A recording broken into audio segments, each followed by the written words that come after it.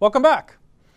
This is the first video in Lesson 2. The objective of Lesson 2 is to convey an understanding that there are different ways of managing human resources. The first step is to make sure that everybody has a basic understanding of the key functions of human resources, HR. Welcome to my animation on the basics of human resources. Suppose somebody has an idea for a product or a service, maybe a new line of kites. So in order to make and sell these kites, we need some materials like nylon fabric, string, some carbon fiber rods. But these inanimate objects aren't going to make anything on their own. How will the kites get constructed? We need people. How to market and sell them? We need people. How to collect revenue and pay expenses? We need people. How to deploy these people? We need more people. So human resources is critical to any organization. The first HR task is to figure out what work needs to be done and how to break this work into effective jobs. So we can start with a workflow analysis to determine the business processes that need to be completed. Then HR does a job analysis to figure out how to construct jobs to complete these required business processes. Suppose there are some production tasks like measuring and cutting. Maybe there's some business tasks that need to be completed in terms of accounting or inventory management or accounts receivables. And so we need to figure out these tasks and then put them into sensible jobs. So maybe in this small organization, we put these production tasks together into jobs and these business tasks together into a job.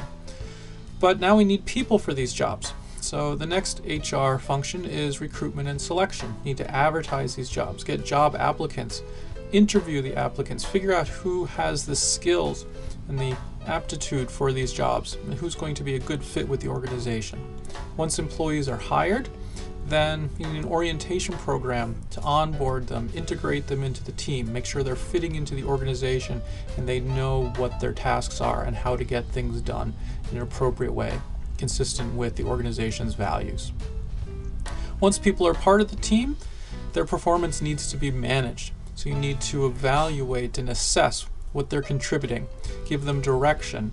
Are they engaged? Are they motivated? Are they doing the correct things? Also, do they have the needed skills and the needed skills to advance? Do they have career development goals within the organization?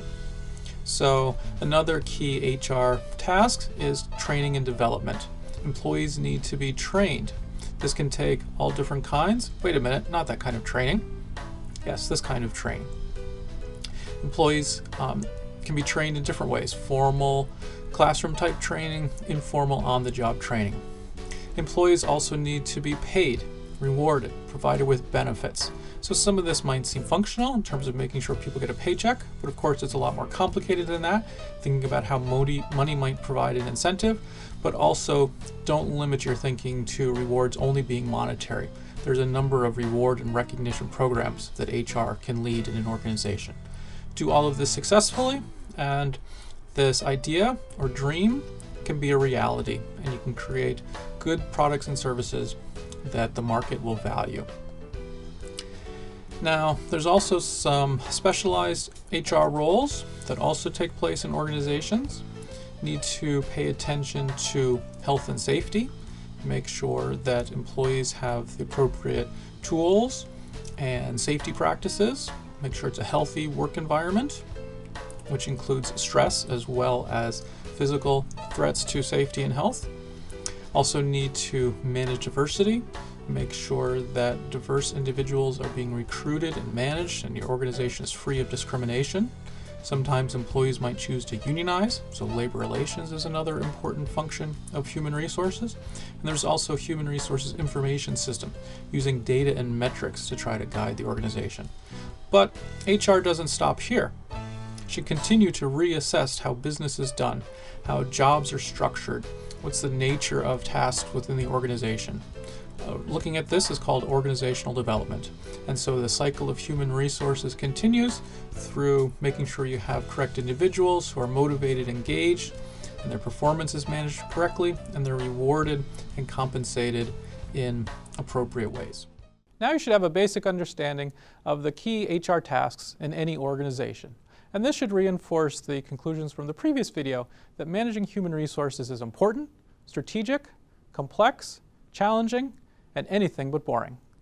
But there are different ways of managing human resources in a particular organization, and that will be the focus of the remaining 3 videos in this lesson.